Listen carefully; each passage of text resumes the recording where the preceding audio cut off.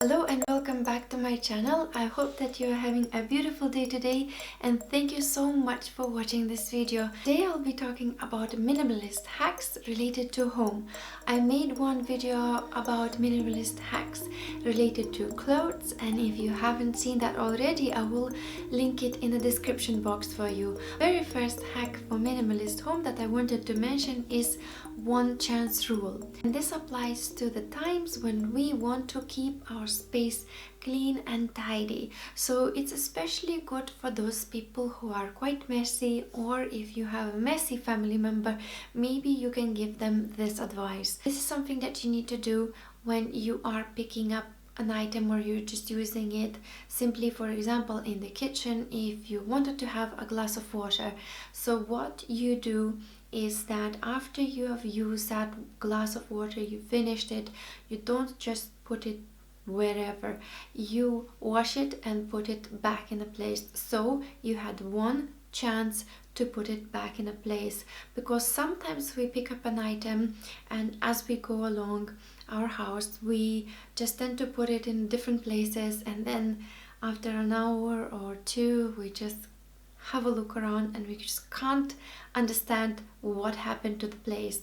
So whatever it is, if you're using your hairbrush, put it right back in, and this is when you will not need to worry about tidying up at all, because everything will be in its designated place. This leads me to hack number 2 that I wanted to mention, is to have a designated place for each and everything in your house. One thing to keep in mind is that once you declutter, you will know that you don't have any items that you are not using, so that will be easy things to do. Number 3 that's related to home is to use less cleaning products, and I also made a video about multi-purpose non-toxic DIY spray that is really easy to make. And to be honest with you, I was resisting making my own multi-purpose spray for a really long time. I didn't know if it's gonna work and I wasn't too sure if I have time for that, etc, etc. But it's really easy, very simple, and so satisfying to know that this is something that you made yourself and that you don't have to read label with 20 or 30 toxic ingredients on the back of the bottle, and you know that what you're using is definitely not going to harm you. So I will link that video in the description box for you, so that you can go have a look and make your own. Another thing that I'm using for home cleaning is a dishwasher soap, and I'm using e-cover dishwasher soap for a lot of other grease that I want to remove. So for example, when I'm washing my bathroom, I, instead of using bleach or the bath itself, I just take a sponge, wet it under the water and put dishwasher soap on it. Okay, so I don't have to use that much, but it cleans all of the bathroom and it removes all of the grease. And you know, if you're using it for your plates, it's probably quite safe to use it in the bath. So it's because it's very soapy, you really need very little of it, so you will be saving money, and it's just amazing thing. I have discovered this once. I did not have any cleaning products in my house and my bathroom looked horrible, and I had guests coming over and I was like thinking, what am I gonna do? I really need to clean this bathroom. So I just saw a dishwasher and I was like, okay, I'm gonna just try that. And once I tried it, I never gone back. It's amazing tip that I just share with all of my friends and family, and it definitely works very well. And dishwashing liquid is so big, it's gonna last you for a really long time to be cleaning your bathroom, and you can do it the same with the toilet as well. Another hack that I have and that I've mentioned before in my videos, to invest your money and your time in experience rather in bringing stuff to your house and cluttering it all over again. So once you declutter, you want to maintain nice and clean space, so you can advise your friends and family members that this is the lifestyle that you chose and you no longer need anything. If you want, you can have an online wish list of the things that you actually need, and maybe people can contribute towards it, or they can buy it on the special occasion. But I would rather have a nice trip somewhere in Europe or even locally than buying myself, I don't know, a new mixer, toaster, a new pair of pillow covers, or I don't know, anything really. I used to buy everything for home. I used to love decorating my home, and I still do, but it's just having a different meaning for me, and I'm not that much into it anymore because I'm trying to not to concentrate on extraneous things anymore and invest more into my soul, into my personal development. So yes, just try to invest in experience rather than things. And another very useful tip that I have, and that I started using at the very beginning of my decluttering, is to clear the space, clear the visual space that you have. So this means any countertops that you have or any surfaces, just clear all out. I remember in my bathroom I would have like different perfumes and creams and my cosmetics, my makeup, everything displayed. So what I've done, I cleared everything out and I just put everything in a nice box that is having a lid so you can't see anything. I cleared all the countertops in the kitchen. So I had a display for the cups where you can hang it. I put that aside into the cupboard. I put my spice rack into the cupboard. I put my toaster into a cupboard because it's very rarely when I use it. I had my panini maker displayed. I had, what else did I have? Just some random stuff. Oh, I also had my teas and coffees displayed in a nice tray. So I've put that aside, and it makes tidying up so easy because when you see something on the surface, you know that it's not in its place and you need to put it aside. It also gives you less information to process as you walk around your house because you see this nice and clear space. You have clear thoughts, at least in my head.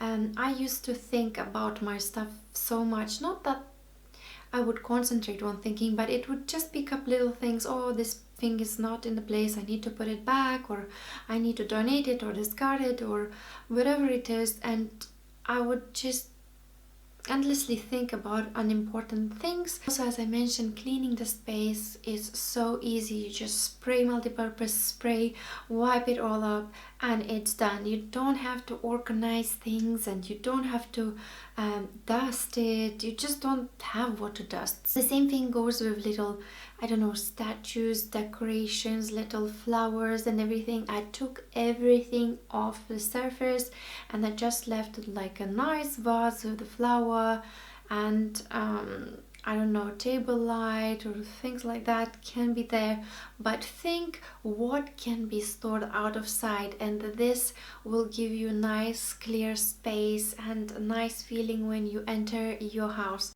And just think about it, when you see Pinterest pictures, look what you like about it. Usually those pictures don't have anything on the surface, and this is why we like it. One of the reasons at least why we like it. Obviously we like the design and everything else, but the space looks very neat and clean. That is why we like a lots of things when we go to IKEA or any furniture store, is just because there is nothing on the surface and that item looks so nice, neat and stylish. So I think removing everything from the surfaces is very useful. Another house hack that I have is related to single people, but at the same time families as well, and that's using libraries for books.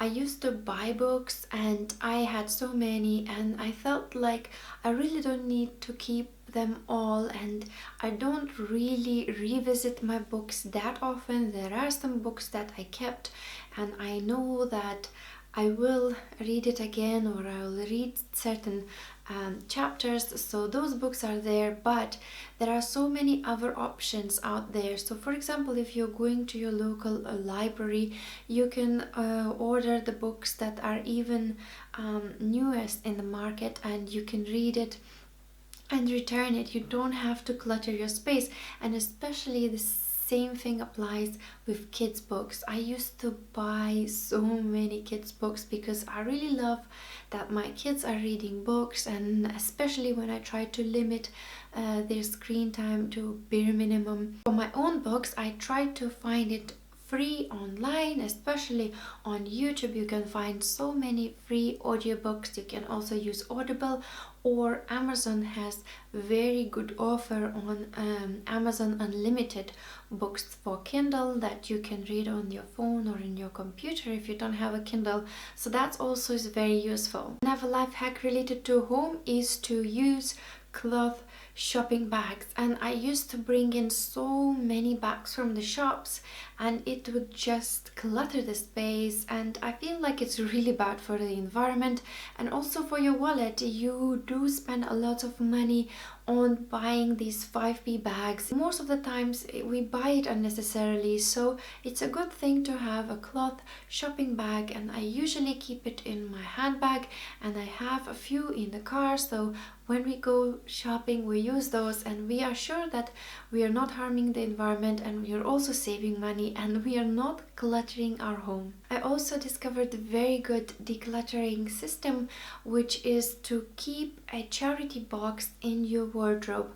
or wherever you have extra space. So when you know that you have an item that you want to donate or get rid of, you just put it in that box. Sometimes you want to donate a book, you want to donate a frying pan or a cup, and maybe you want to donate your shoes or kids toys, so they originally belong somewhere else, and if you keep them in those places you usually tend to forget about it. So if you just put it in the box in one place, all of the different items, it will be much easier for you to donate it at the end of the month and just to get rid of it and keep your space clear. And the last minimalist hack for home that I have is to try to keep your documents as digital as possible. You will see that a lot of minimalist videos are advising to go completely paperless and discard of all of your papers and just scan it, but in some cases you might need original documents, so you really need to think about it. For example, if you are applying for a residency card or a passport to the country that you're residing, you will need originals, and usually you need to provide like something like 5 years of history with the proofs, and they want originals, so it's very important to think before you do it, but it's definitely very useful not to have paper overload in your house. So whatever you can keep digital, try to do that. Okay, so that would be it for today. I hope that you enjoyed it and that you will find something useful that you can adopt into your own home. And please let me know if you have any other house hacks and share it with everybody else in the comments box below. Please let me know what other videos you want to see next on my channel, and take good care of yourself, and I will see you in my next video soon. Bye bye for now.